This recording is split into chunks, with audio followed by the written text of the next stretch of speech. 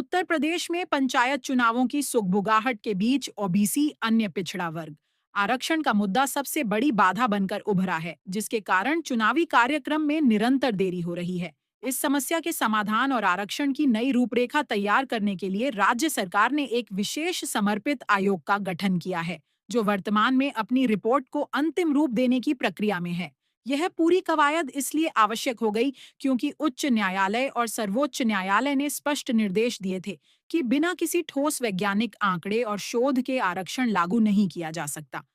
न्यायालयों ने triple test फॉर्मूले के पालन को अनिवार्य बताया है, जिसके तहत सरकार को यह प्रमाणित करना होगा कि पिछड़ा वर्ग वास्तव में राजनीतिक रूप से पिछड़ा है। इसके साथ ही आरक्षण की कुल सीमा को संवैधानिक दायरे में रखते हुए आंकड़ों के आधार पर ही सीटों का बंटवारा सुनिश्चित करना अनिवार्य है।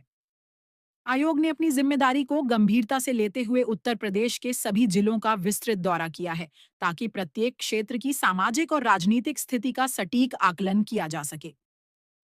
इस प्रक्रिया के दौरान ग्राम पंचायत, क्षेत्र पंचायत और जिला पंचायत स्तर पर पिछड़ा वर्ग के वास्तविक प्रतिनिधित्व की बारीकी से जांच की गई है।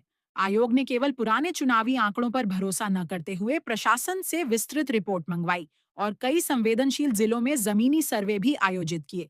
सूत्रों की माने तो डेटा संग्रह का यह विशाल कार्य अब लगभग पूरा हो चुका है और आयोग ने अपनी रिपोर्ट का एक विस्तृत मसौदा तैयार कर लिया है, जो जल्द ही शासन को सौंपा जाएगा। रिपोर्ट तैयार होने के बाद की प्रक्रिया काफी व्यवस्थित और चरणों में बंटी हुई है।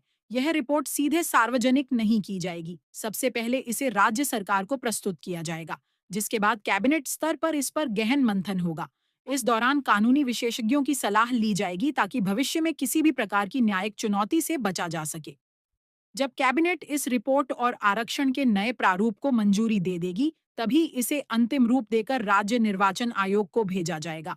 निर्वाचन आयोग इसके आधार पर ही सीटों का आरक्षण और वार्डों के परिसीमन की अधिसूचना जारी करेगा, जिसके बाद ही मतदान की वास्तविक तारीखों का मार्ग प्रशस्त होगा। चुनावों में हो रही इस देरी का सीधा असर राज्य की ग्रामीण राजनीति पर पड़ रहा है। वर्तमान स्थिति यह है कि जब तक आरक्षण की स्थिति स्पष्ट नहीं होती, तब तक वार्डों का परिसीमन संभव नहीं है और बिना परिसीमन के चुनाव प्रक्रिया शुरू नहीं की जा सकती। यदि रिपोर्ट में किसी प्रकार के संशोधन की आवश्यकता पड़ती है या अतिरिक्त डेटा की मांग की जाती है, तो चुनाव की तारीखें और आगे खिसक सकती हैं।